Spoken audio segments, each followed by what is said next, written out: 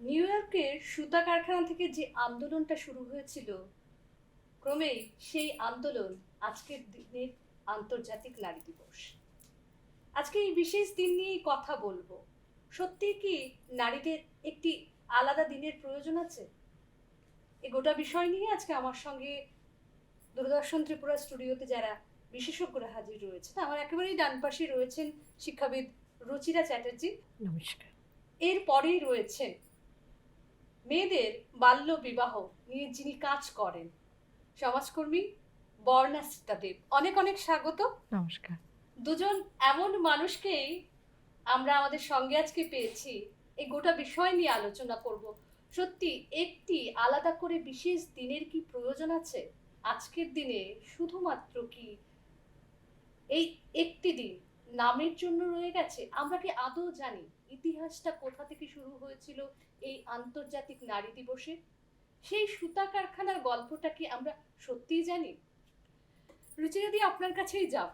এই যে শুরুতেই আমি যে আন্দোলনের কথা বলেছিলাম, অনেকেই যারা আজকের দিনে আমরা একেবারে ঘটা করে আজকের দিনটা পালন করি, উইমেন্স ডে পালন করি, কিন্তু এর ইতিহাসটা অনেকেই জানি না। এই যে সুতা কারখানার আন্দোলনের কথা আমি বললাম, ওপার থেকে অনেক দর্শক বন্ধুরাই হয়তো এই আন্দোলনের ইতিহাসটা জানেন না, প্রেক্ষাপটটা জানেন না। শুরুটা যদি একটু আপনি করেন। ধন্যবাদ। প্রথমেই আমি নমস্কার জানাই সকল অতিথিবৃন্দ এবং দর্শকবৃন্দ যারা এই অনুষ্ঠানটি দেখছেন, এবং আজকের দিনে আমি এখানে পার্টিসিপেট করতে পেরে এবং যোগদান করতে পেরে আমি সত্যিই নিজেকে গর্বিত মনে করছি। এবং যারা অসাধারণ নারীরা এই অনুষ্ঠানটি দেখছেন এবং এখানে উপস্থিত আছেন, প্রত্যেককে আমি নমস্কার জানাই। আর আপনি যে বললেন সূচনা, এই নারী আন্দোলন, নারী সংগ্রামীরা তারা রাস্তায় নেমে প্রতিদিন 1908 সালে তারা সংগ্রাম করেছিলেন। এবং তাদের সংগ্রামটা কী নিয়ে হয়েছিল? তাদের রাইটস নিয়ে, তাদের ওয়েজেস নিয়ে, তারা যে সমতা, এটার জন্য তারা সংগ্রাম করেছিলেন। তারপর 1910 সালে ক্লারা এটিকে একটি আন্তর্জাতিক নারী দিবস দিনটি মানে উদযাপন করার জন্য প্রস্তাব দেন। তারপর 1917 সালে ওইটা আবার আমরা নিয়ে গেছি ইউনাইটেড নেশনস, তখন একদম আনুষ্ঠানিকভাবে এটাকে 8 মার্চ এটাকে মানে সেলিব্রেশন করার জন্য এটা প্রস্তাব দেয়, এবং তার জন্যই উইমেন্স ডে তারপর থেকেই এটি সেলিব্রেট হচ্ছে 8 মার্চ। Thank you. ওই যে শুরুতেই বলেছিলাম যে সুতা কারখানার ইতিহাসটা আজকের দিনে 2026-এ দাঁড়িয়ে আমরা অনেকটাই ঘটা করে পালন করি, আন্তর্জাতিক নারী দিবস। এই দিবসটাকে কেন্দ্র করে আজকের দিনে আমরা একজন আরেকজনকে উপহার প্রদান, সম্মান প্রদান, সমস্ত কিছুই থাকে, কিন্তু ইতিহাসটা কোথাও না কোথাও যেন চাপা পড়ে গেছে, যেটা রুচিরাদি উত্থাপন করলেন। বর্ণাশ্রিতার কাছে যাব একটু। এই যে আমি শুরুতেই বললাম, আজকের দিনে কি শুধুমাত্র এই যে ইতিহাসটা অনেকেই জানেন না, রুচিরাদি যে ইতিহাসটার কথা বললেন যে আমাদের অধিকারের লড়াই ছিল, নিউ ইয়র্কের সেই সুতা কারখানা থেকে রাস্তায় নেমে মহিলারা যে আন্দোলনটা করেছিল, আজকের দিনে একটা সাজানো গোছানো একটা উইমেন্স ডে আমরা সেলিব্রেট করছি। কি মনে হয়, সেটা কি সেই লড়াইটাকে মনে রেখে এই আন্দোলনটা এখনো জারি রয়েছে, নাকি আজকে শুধুমাত্র একটি দিনের জন্য শো অফ হয়ে গেছে? ধন্যবাদ প্রথমত দূরদর্শন কেন্দ্র আগরতলাকে আমাকে এই সুযোগটা করে দেওয়ার, যে আজকে আমি কিছু কথা বলতে পারছি। আমি একমত রুচিরাদি যেই কথাগুলো বললেন ঐতিহাসিক দিকটা দিয়ে, সেই জায়গায় যে মুভমেন্টটা, যে সংগ্রামটা শুরু হয়েছিল, রুচিরাদি বললেন ওয়েজেস নিয়ে, ইকুয়াল ওয়েজেস, যে সবাই ইকুয়াল ওয়েজেস পাবে। আজকেও আমাদের দেশের গ্রামাঞ্চলে যে জায়গাগুলোতে আমি কাজ করেছি, সেখানে যে এগ্রিকালচারাল লেবারার্সরা রয়েছে, সেখানে এখনো পুরুষরা 350 টাকা করে পায়। আমি বিহারের প্রেক্ষাপটে বলছি, আর সেটা ত্রিপুরাতেও কিছুটা লাগু রয়েছে। এবং নির্মাণ শ্রমিক যারা রয়েছে, কনস্ট্রাকশন ওয়ার্কার্সরা, এখনো কিন্তু মহিলাদের ওয়েজেস আমরা ইকুয়াল জায়গায় নিয়ে যেতে পারিনি। কিন্তু পাশাপাশি আমরা উইমেন্স ডে অপেক্ষা করে থাকি, বিভিন্ন রকমের সেল পাই, কিন্তু ইকুয়ালি তো কাজ করছে মহিলারা পুরুষদের সঙ্গে। সেটাই, কিন্তু অনেক ক্ষেত্রেই ওদের কাজটাকে সফট ওয়ার্ক বলে, যেমন এগ্রিকালচারে ধরে নিন মহিলারা হয়তো হারভেস্টিং এর কাজ করছে, বা উইডিং যেটা হয়, নিকনি যেটাকে বলে, বিভিন্ন রকমের উইডস বেরিয়ে যায় ধান ক্ষেতের মধ্যে, সেটাকে ওরা কাটছে। ওই কাজটাকে সফট ওয়ার্ক বলে ওরা এখনো কিন্তু 150 টাকা পাচ্ছে শুধু। 350 আর 150, এখনো 200 টাকার ডিফারেন্স। সেই জায়গাটা আমরা কিন্তু এখনো পৌঁছাতে পারিনি। কিন্তু হ্যাঁ, একটা জায়গায় আমরা অবশ্যই পৌঁছেছি, সেটা হলো যে আমরা বিভিন্ন রকমের সেল পাচ্ছি আজকাল, ডায়মন্ডসে অফ পাচ্ছি, শাড়িতে অফ Right. পাচ্ছি, মেকআপে অফ পাচ্ছি। তো কোথাও না কোথাও আমি ব্যক্তিগতভাবে বিশ্বাস করি, এবং যেটা আমার পর্যবেক্ষণ সেটা রয়েছে যে সেই লড়াই সংগ্রামের জায়গাটা, কারণ এই যে এই ইউনাইটেড নেশনস যখন এটাকে ইন্টারন্যাশনাল উইমেন্স ডে হিসাবে ঘোষণা করে, ইন্টারন্যাশনাল ওয়ার্কিং উইমেন্স ডে হিসেবে বলা হয়, কারণ এটা একটা ওয়ার্কিং উইমেন্সদের স্ট্রাগল হিসেবে শুরু হয়েছিল। এবং প্রত্যেকটা মহিলা ওয়ার্কিং, সেটা আমি প্রত্যেকবার বারে বারে বলবো, সে পেড হোক কি আনপেড হোক, women's are always working, they never retire. তো সেই ক্ষেত্রে এটা অনেকটাই এখন মার্কেটিং এর জায়গায় পৌঁছে গেছে। আমরা হয়তো সেটা নিজের ঘরে হলেও মহিলারা কাজ করছে, অবশ্যই যেমন কাজ গৃহবধূ করছে। বলা হয়, যদিও এই টার্মটা বলাটাই বোধহয় উচিত নয়, না, এখন হোম মেকার সেটা বলতে পারি homemaker আমরা। হয়ে গেছে। আনপেড লেবার, কেয়ার গিভিং, এগুলো তো রয়েইছে, যেগুলো আমরা আসলে মহিলার পরিচয়টাকে আর ভূমিকা দুটোর মধ্যে একটু কনফিউজড হয়ে গেছি। আর ভূমিকাগুলো বেছে নিয়েছি খুব মানে সুবিধাবাদীর মতন, যেখানে মেয়েরা কাজ করে যাচ্ছে, কিন্তু সেটা আমরা রেকগনাইজ করছি কিনা, সেটা হলো আমাদের কতটুকু কথা রেকগনিশন এখানে। হচ্ছে? কারণ উইমেন্স ডে শুধুমাত্র সেলিব্রেশনের কথা ভেবে শুরু হয়নি, সমান অধিকারের কথা ভেবে শুরু হয়েছে, যেই সংগ্রামটা হয়তো এখনো চলছে, কিন্তু হাইলাইটেড হচ্ছে সেলিব্রেশনটা, মার্কেটিংটা, একদম। ওই জায়গাটা। রুচিদাদির কাছে যাব। বর্ণাশ্রিতা যে কথাটা বলছিল যে হাইলাইটেড হচ্ছে আজকের দিনে দাঁড়িয়ে মার্কেটিংটা বা সেলিব্রেশনটা, এই যে এখন ডায়মন্ডে অফার আসছে, যেটা বর্ণাশ্রিতা বলছে, আমার জন্য মেকআপে অফার আসছে, ডায়মন্ডে অফার আসছে, কিন্তু যখন একটা মহিলা শ্রমিক কাজ করছে, যে পুরুষ শ্রমিকটা 300 টাকা তার মিনিমাম ওয়েজেস পাচ্ছে, সেখানে মহিলা পাচ্ছে 150 টাকা, 350 টাকা আর 150 টাকা, 200 টাকার এই যে ফারাকটা, আজকের দিনে দাঁড়িয়ে কোথাও কি মনে হয় না যে সেলিব্রেশনের আড়ালে ওটা ঢেকে গেছে? একদম তাই। তো আমি একটু শুরু করব একটি বিখ্যাত পংক্তি দিয়ে। কাজী নজরুল ইসলাম বলেছিলেন যে বিশ্বে যা কিছু মহান সৃষ্টি চিরকল্যাণকর, অর্ধেক তার করিয়াছে নারী, অর্ধেক তার নর। এই বিখ্যাত পংক্তিটি নজরুল ইসলাম বলেছিলেন। তো সেখানে সমতার কথা এখানে বলা হয়েছে। উনি বলছেন অর্ধেক সৃষ্টি নারী করেছেন এবং অর্ধেক সৃষ্টি পুরুষরা করেছেন। তো সেখানে ইকুয়ালিটির প্রশ্নটা চলে আসে যে are they equal, whether men and women are equal or not. তো সেখানে ইকুয়ালিটি কি আদৌ প্রকৃত অর্থে, মানে অফিসিয়ালি হয়তো দেখা যাচ্ছে যে হ্যাঁ ভোটিং রাইটস আছে, উইমেনদেরও আছে, পুরুষদেরও আছে, মহিলাদের সবাইকার ভোটিং রাইটস ইকুয়াল আছে, সেই অর্থে কিন্তু ইকুয়াল, সেই অর্থে কিন্তু সমতা রয়েছে। কিন্তু বেসিক্যালি যখন কোনো বাড়িতে কোনো ডিসিশন মেকিং হয়, তখন সেই পুরুষটাকেই আমরা প্রাধান্য দিয়ে বলি, তার ডিসিশনটাকেই আমরা মেনে নিই। গ্রামাঞ্চলে তো ভীষণভাবে এগুলোকে ক্যারি করে যে পুরুষের বক্তব্যটাই প্রধান থাকে, সেখানে মহিলাদেরকে উপেক্ষা অতটা ইম্পর্টেন্স দেওয়া হয় না। সেখানে কি ইকুয়ালিটি থাকে? থাকে না। আপনি যেটা বলছিলেন গ্রামাঞ্চলে বিশেষ করে পুরুষদের দেওয়া হয়, সেটা মনে হয় না কোথাও যে আজকের দিনে দাঁড়িয়ে আমাদের যেমন ক্লাসিফিকেশন হয় হ্যাঁ। যে লোয়ার মিডল ক্লাস বা আপার ক্লাসের ক্ষেত্রে এটা আরো বেশি আছে ঘরের ভেতর, যেটা বাইরে একদম। প্রকাশ হয় না। একদম ঘরের ভেতরে বেশি আছে এগুলো। কারণ কি ওদের ইম্পর্টেন্সটা সেখানেই তো আমরা পুরুষদেরকে ইম্পর্টেন্স দিই, যে তারা যেটা বলছে সেটাকেই আমরা মেনে নিই, কোনো না কোনোভাবে হয়। যেমন মেয়েদেরকে বলা হয় যে এই তুমি মেয়ে হয়েছো, বেশি কথা বলবে না, ঠিক না, মেয়েদের এত কথা বলা উচিত না। তখন ওদের কণ্ঠস্বরটাকে রুদ্ধ করা হয়, তাদের স্বপ্নটাকে হারিয়ে দেয়, কিন্তু কণ্ঠস্বর বুঝে থাকে না, একদিন সেটা ঠিক প্রকাশ পায়, আমার যেটা মনে হয়েছে। আর আরেকটা কথা এখানে বলতে চাই যে মেয়েদের জন্য সবকিছু অধিকার, সবকিছু সব ঠিক আছে, কাগজে কলমে না হয় প্রকৃত অর্থে করলেই ভালো হয়। এটা ভিতর থেকে আসে, they should come from inside. যাতে ওরা সাহসটা দিতে পারি আমরা মহিলাদের। একদম। রুচিরাদির কথা ধরেই বর্ণাশ্রিতার কাছে যাব। এই যে বলা হচ্ছে যে কোথাও না কোথাও আমাদের চুপ করিয়ে দেওয়া হয়, মেয়েরা বেশি কথা বলবে না, এই ঘর থেকেই তো আমার শুরু হয়।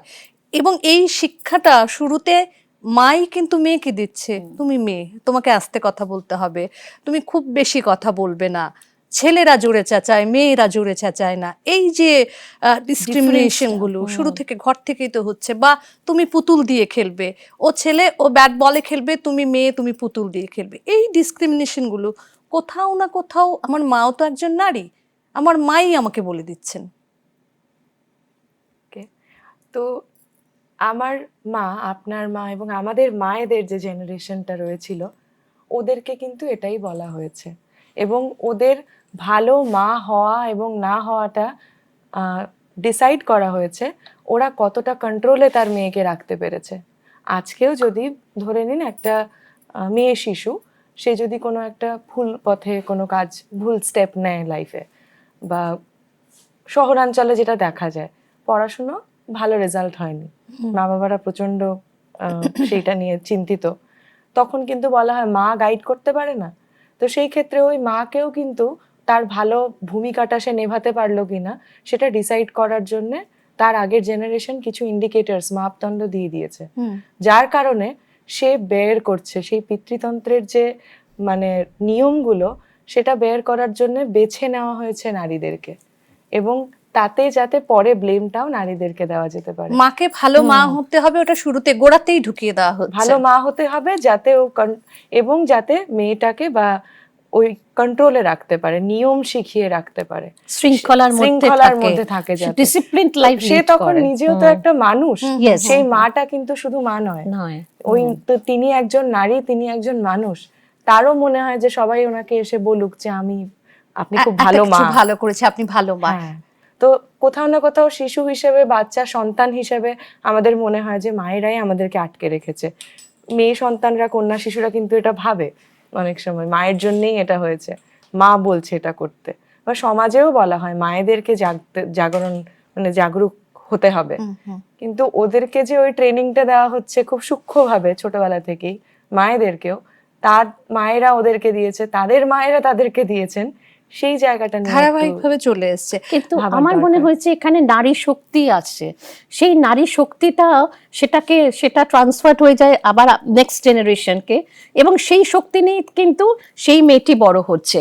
সেই নারী শক্তিটাকে আমরা অস্বীকার করতে পারি না। সেই নারী শক্তি আমাদের যে যারা বাধা পেয়েছে, সেই বাধাটাকে অতিক্রম করে কিন্তু তারা উঠে দাঁড়িয়েছে। সেই শক্তিটা, সেই নারী শক্তি কিন্তু এখানে প্রাধান্য পেয়েছে। রুচিরাদি, এখানে একটা জিনিস জিজ্ঞেস করবো, আমরা যখন নারী শক্তির কথা বলছি, বিভিন্নভাবে মায়েদের কথা, মেয়েদের কথা বলছি, ভালোবাসা এই শব্দটা আমাদের সবার জন্য, ভালোবাসার জন্য তো আমরা সবাই ভীষণভাবে কাঙ্গাল, একটু ভালোবাসা পেলে আমরা সবাই একদম নরম তুলোর মতো হয়ে যাই। সেখানে দাঁড়িয়ে এই ভালোবাসা শব্দটা একটা নারীকে কি দুর্বল করে না শক্ত করে? ভালোবাসা হচ্ছে, ভালোবাসাটা কিরকম ভালোবাসা দেখতে হবে। যদি প্রকৃত ভালোবাসা সেটা হয়, সেই ভালোবাসা তাকে নিরাপত্তা দেয়, তাকে সাহস যোগায় এবং তার আত্মসম্মান বাড়ায়। কিন্তু যে ভালোবাসা মধ্যে আত্মসম্মান নেই, একতরফা ভালোবাসা, সেটা নারীকে চুরমার করে ভেঙে দেয়, তখন তার কণ্ঠস্বরটা খুঁজে পাওয়া যায় না। কিন্তু ভালোবাসা, প্রকৃত ভালোবাসা নারীকে শক্তি দেয়, দুর্বল করে তোলে না, এটা আমার বিশ্বাস। এই যে কণ্ঠস্বর রোধ নিয়ে যখন বারে বারে এই শব্দটা আসছে, কিন্তু এখানে বর্ণাশ্রিতার কাছে একটা প্রশ্ন করব, মেয়ে হিসেবে এমন কোনো কথা কি আছে যেটা আপনাকে ভীষণভাবে চুপ করিয়ে দেয়? অবশ্যই, অনেক ক্ষেত্রে হয়তো আপনি বা আমাদের দর্শকরাও এগ্রি করবেন, সহমত হবেন আমার সাথে, নাও হতে পারেন, কিন্তু একটা মেয়ের রাগ, সেটাকে খিটখিটে, ঝগড়ুটে, সেই নামগুলো দেওয়া হয়। কিন্তু একটা পুরুষ যখন রাগ করে, বিরক্ত হয়, সেটাকে পুরুষালী ভাব বলা হয়। ও পৌরুষ আছে ওর মধ্যে। সেই ক্ষেত্রে যদি কখনো, অনেক ক্ষেত্রে হয়েছে এরকম, প্রফেশনাল স্পেসে বলুন, হোম সেটিংয়ে এবং পার্সোনাল সেটিংয়ে তো হতেই থাকে, যে কোনো একটা কথা যদি সূক্ষ্ম কোনো একটা অবজারভেশন থেকে বলা হয়, সেটাকে অনেকক্ষণই আরে এত ইমোশনাল হচ্ছ কেন বলে চুপ করিয়ে দেওয়া হয়। তখন মনে হয় কি সত্যি আমি আমার কথাটা তো একটা ফ্যাক্ট বেসড ছিল, আমি কেমন ফিল করেছি সেটা আমি প্রকাশ করতে পেরেছি। সেই জায়গাটায় আবেগ তো, আবেগ, মানুষ মানেই তো আবেগ, ইমোশন, আমার আবেগই তো আমাকে মানুষ বানায়। একদম সেটাকে একদম। ইমোশনাল হওয়াটাকে মানে খারাপ ভাবে লেবেল করা বা একটা নেগেটিভ লেবেলিং একদম। হয়তো মহিলাদের সাথে করা হয়, সেটা আমার কাছে অবশ্যই কষ্ট হয় আমার সেই জিনিসটা। হ্যাঁ, রুচিরাদের কাছে ওই একই একই প্রশ্ন যাব যে একদম। কোথাও কি কোনো মানে কথা মনে হয় যে এটা আপনাকে ভীষণভাবে চুপ করিয়ে দেয়, ভেতর থেকে চুরমার করে দেয়? হ্যাঁ, ইমোশন যখন থাকে, ফিলিংস যখন থাকে, তখন ভিতর থেকে মনে হয় হ্যাঁ ঠিকই আছে। কিন্তু ওই যে উনি যে বললেন কথাটা যে ইমোশন বেসড মানে কাজ করে এখানে প্রচন্ড নারীদের মধ্যে, এটা কিন্তু আমিও বিশ্বাস করি এই জায়গায়। এখানেই বোধহয় আমরা চুপ হয়ে যাই, কোথাও না এখানেই চুপ। কোথাও আবেগের ওপর যখন প্রেশারটা পড়ে তখন আমরা চুপ হয়ে তখন যাই। বলা হয় উইমেন আর ভেরি সফট, একদম, ডেলিকেট, Soft, একদম। emotional, ইমোশনাল, আরে ভেরি আপনিও তো ডেলিকেসি। বুঝবেন না, ইমোশনালি ভাবছেন কেন, হ্যাঁ একদম, প্র্যাকটিক্যালি এটাই ভাবুন। এটাই ওখানটাই সেই বাস্তব- মেয়েদের আলাদা করে দেওয়া হচ্ছে হ্যাঁ। যে মেয়ে মানেই আবেগপ্রবণ, তার মানে সে শক্ত হয়ে কোনো কাজ করতে পারবে না।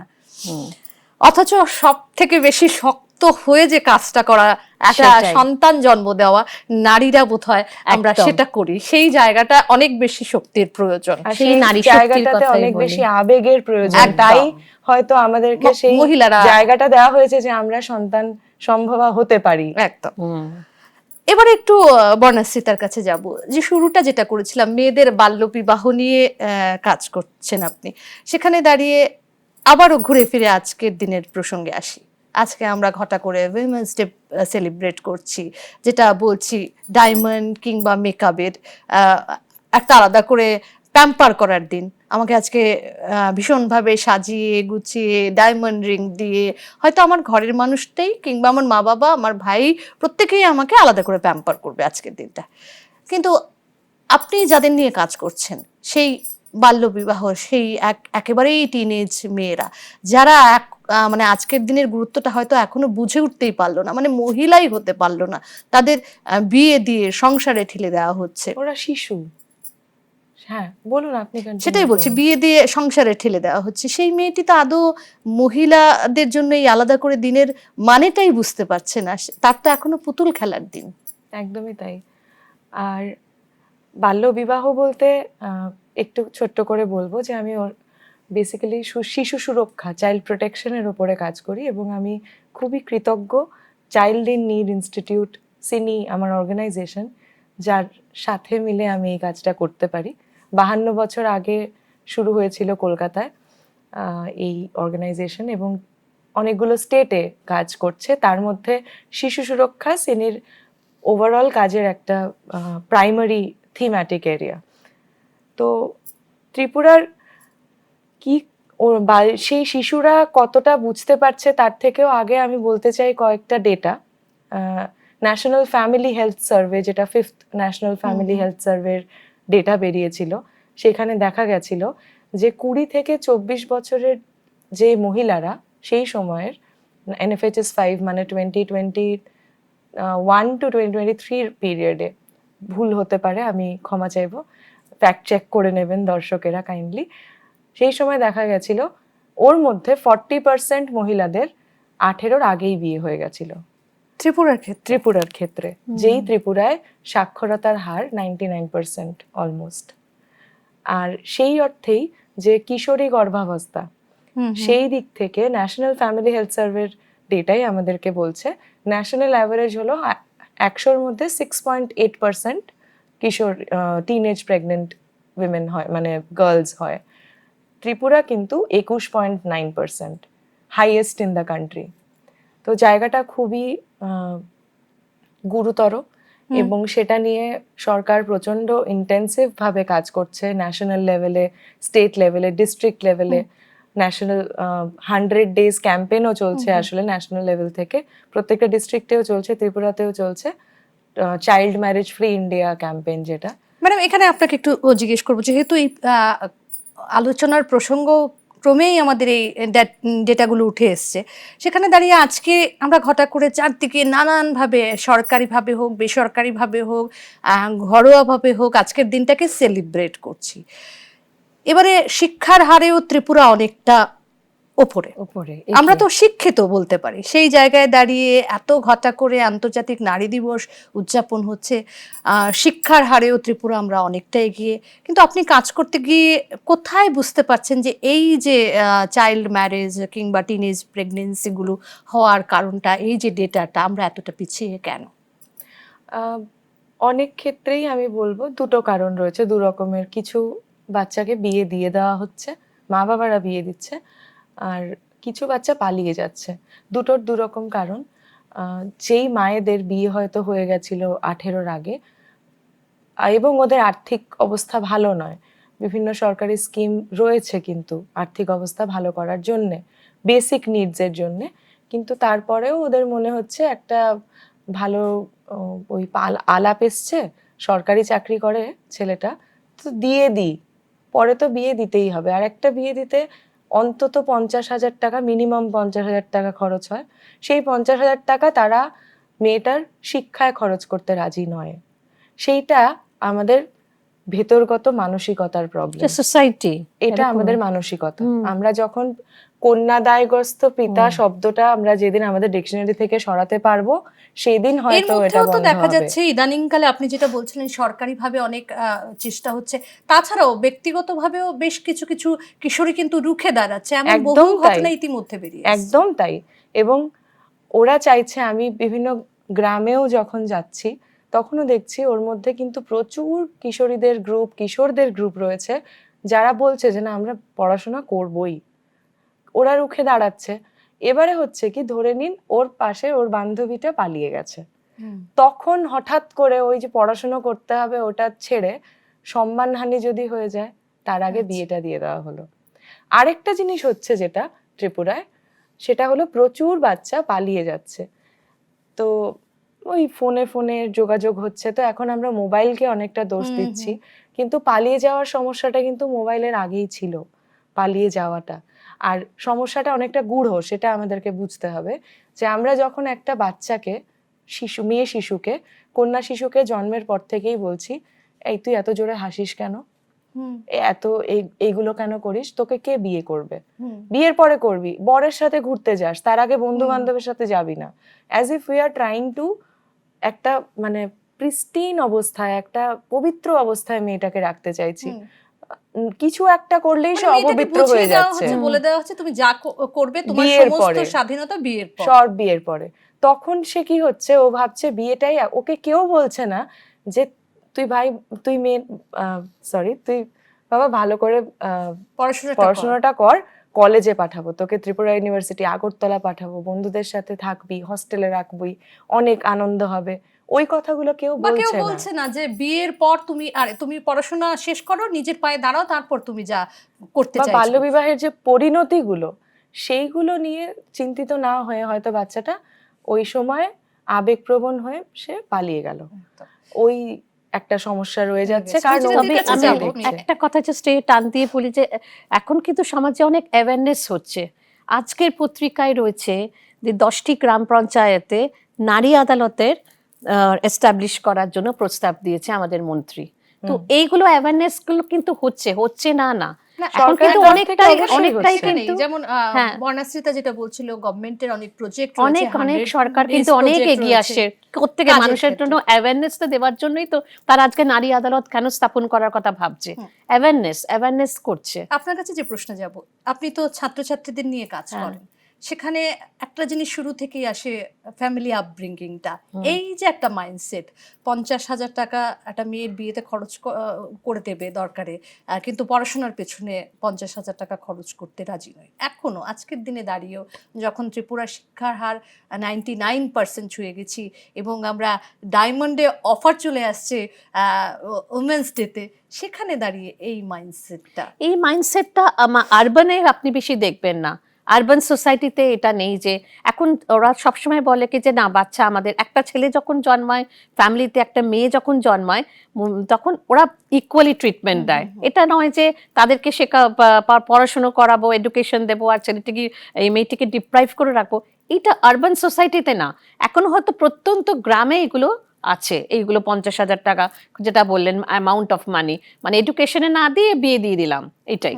কিন্তু সেরকম আমি যে স্কুলগুলোতে দেখেছি বাচ্চাদের যে পড়াশুনো বা সেখানে প্যারেন্টসদের মধ্যে, মানে সেখানে তারা ডিফারেন্সিয়েশনটা সেরকম এডুকেশনে করে না। এটা আরবান আরবান সোসাইটিতে এটা বেশি দেখা যায় না, আমার যেটা মনে হয়েছে। আচ্ছা, এখানে আরেকটা জিনিস, আমরা যখন বলি সোসাইটিতে মেন্সদের দ্বারাই আমরা বেশি ডমিনেটেড, বা যে কোনো ধরনের ঘটনা যখন ঘটে, মেয়েদের উপর শ্লীলতাহানি থেকে বিভিন্ন বিষয়গুলো, এই যে পুরুষদের কিছুটা তো মানসিক অসুস্থতার লক্ষণ রয়েছে, এছাড়াও যারা করছে, এই যে ফ্যামিলি থেকে আপব্রিঙ্গিংটা, কি মনে হয় আপব্রিঙ্গিংটা কতটা জরুরি? একটা মা যখন তার ছেলেকে মানুষ করছে, সেটা কতটা জরুরি এই ধরনের ঘটনাগুলোর ক্ষেত্রে? না, আপব্রিঙ্গিং ডেফিনেটলি দরকার। মা তো নার্চারিং করছে, মা তো গুড থটস দিচ্ছে, তাহলে তো তার আপব্রিঙ্গিং এর সেটা পিওরিটি আসছে না। তো এখানে মায়ের রোল সাংঘাতিক, বাবারও রোল আছে, কিন্তু মায়ের রোল এখানে অনেক বেশি কার্যকর। কেন কি, একটা বাচ্চার আপব্রিঙ্গিং এ মায়ের পার্টিসিপেশনটাই মেন।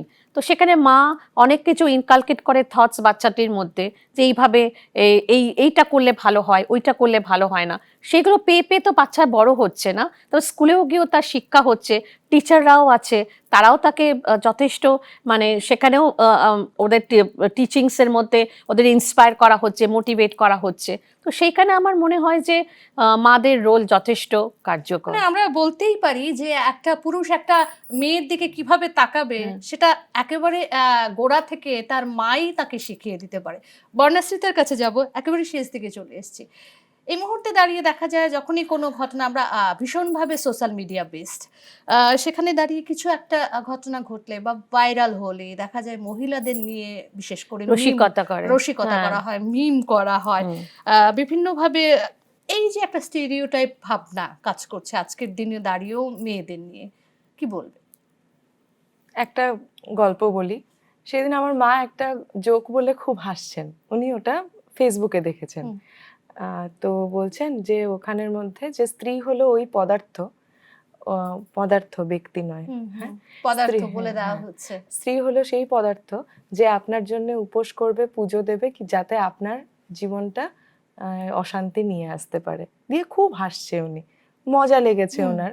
হয়তো উনি অন্যভাবে রিলেট করেছেন যে বাবা মায়ের যে ছোটখাটো খুনসুটিটা হয়। কিন্তু এইখানে আমাদেরকে বুঝতে হবে, এরকম প্রচুর জোকস আমাদের হোয়াটসঅ্যাপ ফরওয়ার্ডসে আসে, আঙ্কেল আন্টিজরা ওর মধ্যে হাসে, আমার জেনারেশন ওর মধ্যে হাসে। হাসি ঠাট্টা সবসময় দরকার, কিন্তু কাউকে অপমান করে নয়। সেইখানেই আমার ওইটুকুই বলা আছে। মিম জিনিসটাই, সোশ্যাল মিডিয়া, মিম, ভাইরাল, আমরা অনেক জিনিসে হাসি, অনেক জিনিসে, কিন্তু কাউকে ছোট করে যখন হাসছি আমরা, তখন আমাদেরকে ভাবতে হবে বা আমাদের হাসির পেছনে যাতে কোথাও কোনো অপমান না লুকিয়ে থাকে, অসম্মান না লুকিয়ে থাকে। অপমান বা অসম্মান, সেখানে কিন্তু মহিলাদের অংশগ্রহণটাই বেশি দেখা যায়। মহিলারাই কিন্তু আমরা এই মিমস গুলো নিয়ে বেশি হাসাহাসি করি। সেটাই বললাম যে, কারণ ওই যে কথাটা প্রথমেই বললাম যে মহিলারা রাগ করলে খিটখিটে। তো ধরে নিন আমাদের মায়েদের জেনারেশন, আমাদের জেনারেশন, কেউ একটা যখন জোরে কথা বলে, সে জোরে কথা বলে কারণ শি ফিলস আনহার্ড। ওর মনে হয় যে হয়তো আস্তে বললে তাকে শুনবে না কেউ, সেই জন্যেই কিন্তু সে জোরে কথা বলার চেষ্টা করে। সেটাকে খিটখিটে ঝগড়ুটে অনেক কিছু বলে দেয়। তো মায়েরা হয়তো ওর মধ্যে বা মহিলারা হয়তো তার মধ্যে রিলেট করতে পারেন যে আরে আমি তো সকালবেলায় আমার বরের সাথে একটু চিৎকার করে কথা বলেছি বা এই ঝগড়া করেছি, খুনসুটি করেছি, ওই জন্যেই বোধহয় এটা। ওই জায়গাটাতে ওদেরকে ভাবানো হয়নি।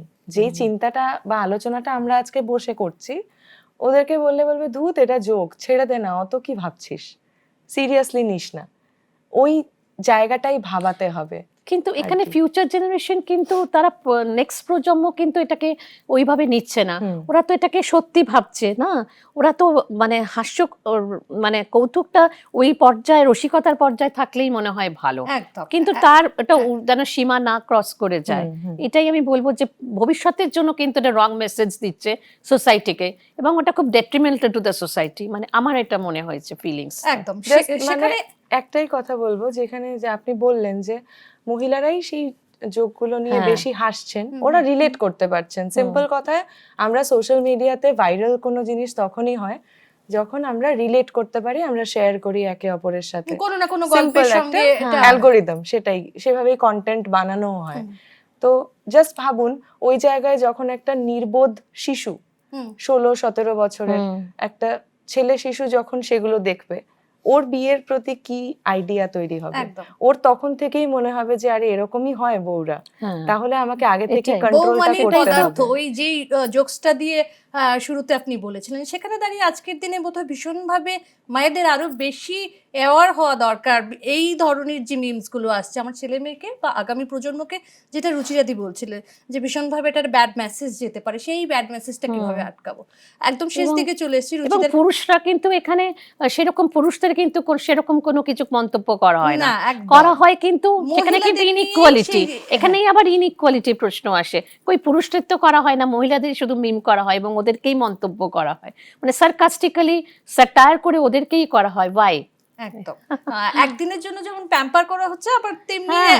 মহিলাদের নিয়েই মন্তব্য, সমস্ত কিছু বিভিন্ন মন্তব্য। মন্তব্য একটা করা লাইন হয়। জাস্ট বলতে চাই, যে আলোচনার শুরুতে যেটা আমরা বলেছিলাম, এই যে মেকআপ, জুয়েলারি এবং অ্যাটায়ার কেন আমাদেরকে সেলটা দেওয়া হচ্ছে, সেই জায়গাতেও হয়তো আমাদের এই আলোচনায় একটু হলেও ভাবা উচিত, দর্শকদের মধ্যেও বলতে চাই আমি।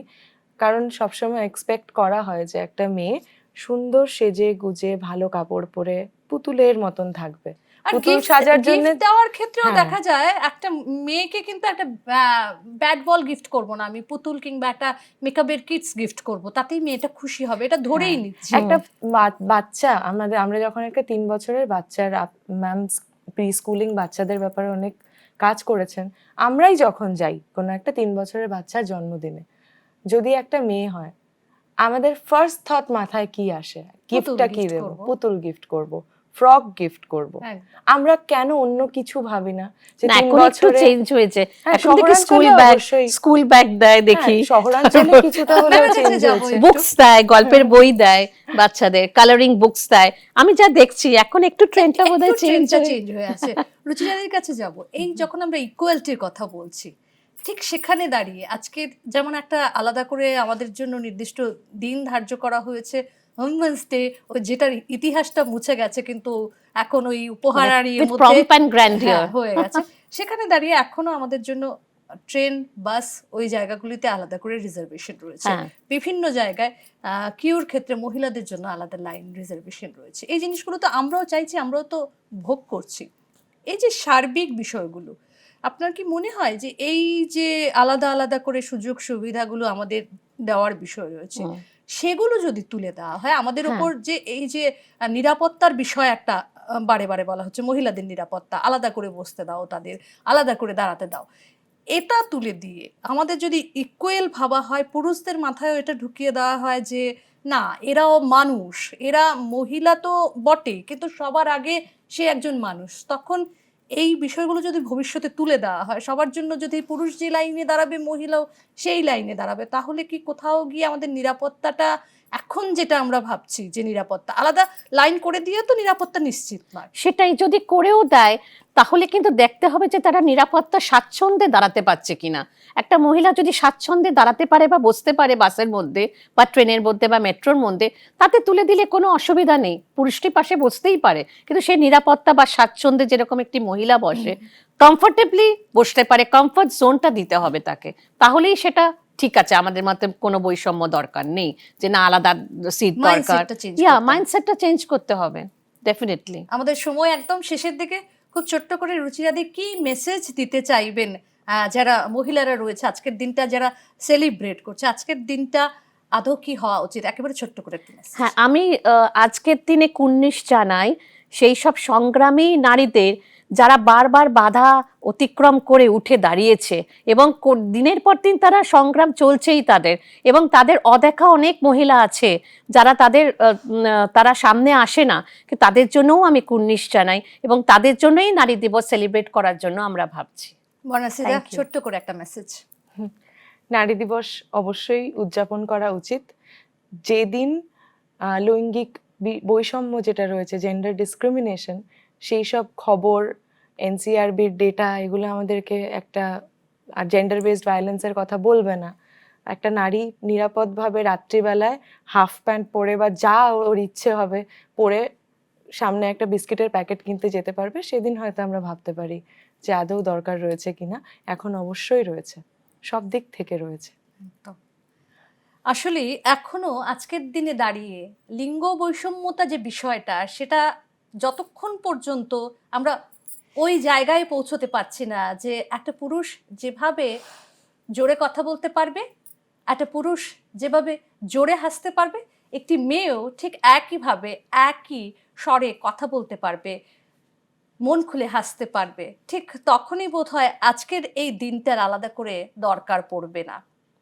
আজকের মতো আমাদের যে এই যে আলোচনার কিন্তু গোড়ার কথা একটাই ছিল, হোক না একটা দিন আমাদের জন্য, কিন্তু তার পাশাপাশি প্রত্যেক কটা দিন যেন সমানভাবে পুরুষদের পাশাপাশি আমাদের মেয়েদেরও হয়। আজকের মতো আমাদের এই অনুষ্ঠান এখানেই শেষ করব। তবে আপনাদের এই যে আলোচনা সত্যি সত্যি একটা অন্যভাবে আন্তর্জাতিক নারী দিবসটাকে দেখালো আমাদের দর্শকদের। আপনাদের অনেক অনেক ধন্যবাদ দুজনকে। ডিডি ত্রিপুরার বন্ধুরা যারা ওপার থেকে আমাদের এতক্ষণের আলোচনা শুনলেন, আপনারা হয়তো অনেকেই গোড়ার ইতিহাসটা জানতেন না। আন্তর্জাতিক নারী দিবস শুধুমাত্র একটি দিনের উপহার কিংবা সম্মান প্রদানের দিন নয় নারীদের, এটা আসলে নারীদের অধিকার বৈষম্যের লড়াই আন্দোলন থেকে যাত্রাটা শুরু হয়েছিল। এবং আজকের এই আলোচনা থেকে যে কথাটা বারে বারে উঠে আসছে, নারীদের শুধুমাত্র একটি দিন নয়, প্রত্যেকটা দিন যেন একইভাবে একই সমমর্যাদায় পুরুষদের পাশাপাশি আমরা জোরে হাসতে পারি, জোরে কথা বলতে পারি। আপনাদের অনেক অনেক শুভেচ্ছা আজকের এই দিনের জন্য।